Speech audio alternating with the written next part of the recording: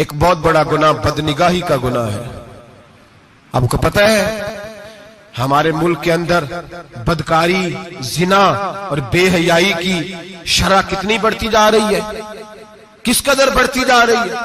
وہ لوگ جو نکاح کر لیتے ہیں وہ بھی اپنی نگاہوں کو، میں اکثر کہتا ہوں، حضور نے فرمایا نکاح آدھا ایمان ہے، جس نے نکاح کر لیا اس کا ایمان مکمل ہو گیا۔ تو جو نکاح کے بعد بھی باز نہ آیا، میں اس کو بے ایمان نہیں کہتا، لیکن نبی پاک نے فرمایا جو نکاح کر لے اس کا ایمان، بولیے ایمان محفوظ ہو گیا، اس کا ایمان، سارے بولیے ایمان، اور جو پھر بھی باز نہ آئے، حضور کہہ رہے ایمان مکمل ہو گیا، اور جو نہ باز آیا کیا فتویٰ دیا جائے حدیث کی روشنی میں۔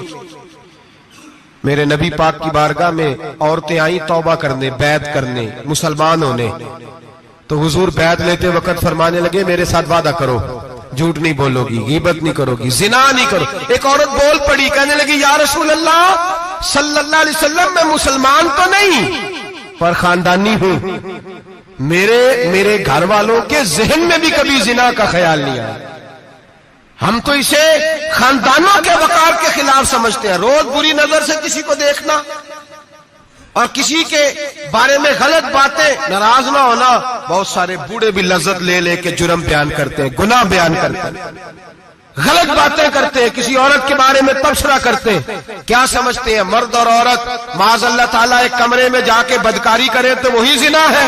میری طرف دیکھیے اور جھانک کر کے سنیے کیا عرض کر رہا ہوں، ادھر دیکھیں میری طرف۔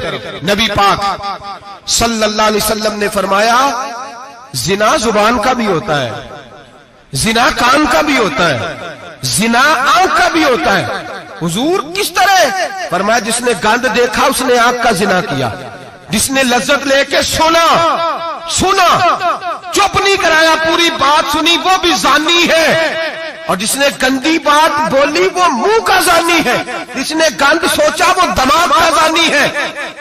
اور زانی کو سب سے پہلی سزا اللہ یہ دیتا ہے کہ سجدے کی لذت چھین لیتا ہے، عبادت کا سرور چھین لیتا ہے، اس کا نماز میں دل نہیں لگتا۔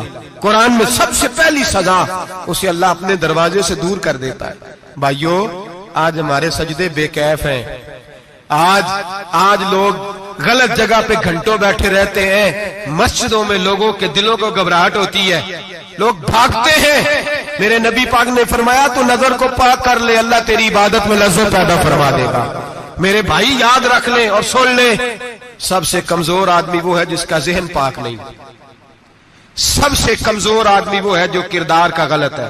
ایک بات میں نے پڑھی، آپ یقین کریں میرا دل کرے کہ میں آگ لگا دوں اس عنوان کو جس پہ گندگی لکھی جاتی ہے، ان اخباروں کو، ان چیزوں کو جس پہ گند لوگوں کے دلوں میں۔ وہ انڈیا کی ایک وزیر اعظم عورت گزری تو کسی نے اس سے کہا کہ پاکستان نے تو تمہیں شکست دی ہے، تم جیت نہیں سکے بڑا ملک ہو کے۔ کہنے لگی کوئی بات نہیں، تھوڑا وقت ٹھہر جاؤ، ہم ان پر تہذیبی یلغار کریں گے، ان کے گھروں میں ننگا ناچ کریں گے، یہ گندی تصویریں دیکھیں گے، یہ گند میں الجھ جائیں گے۔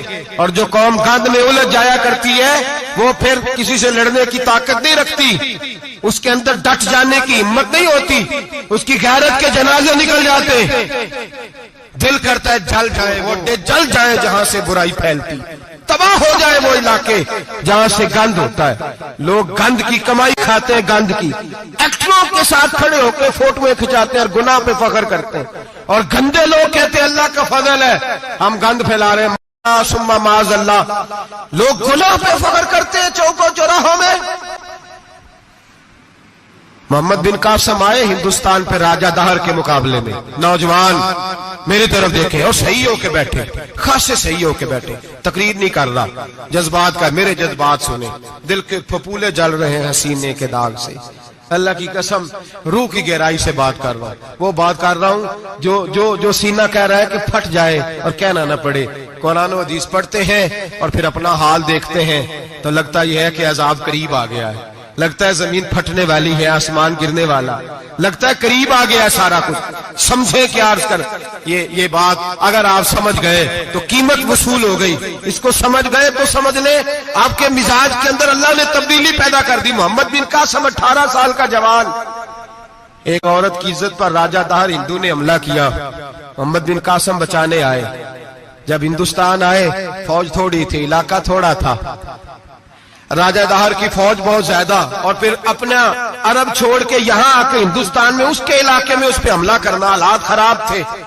محمد بن قاسم پریشان ہے، ایک بزرگ نے دیکھا، کہنے لگے پریشان کیوں ہو؟ کہنے لگا سوچتا ہوں علاقہ بھی اس کا، فوج بھی اس کی، میرے فوجیوں کو تو رستوں کا بھی نہیں پتا، کیسے جنگ کریں گے، کدھر سے آئیں گے، اور پھر ہمیں زبان بھی نہیں آتی، کیسے کام ہوگا، ڈر رہا ہوں۔ 2-4 دن گزرے تو محمد بن قاسم اشاش بشاش ہو گئے۔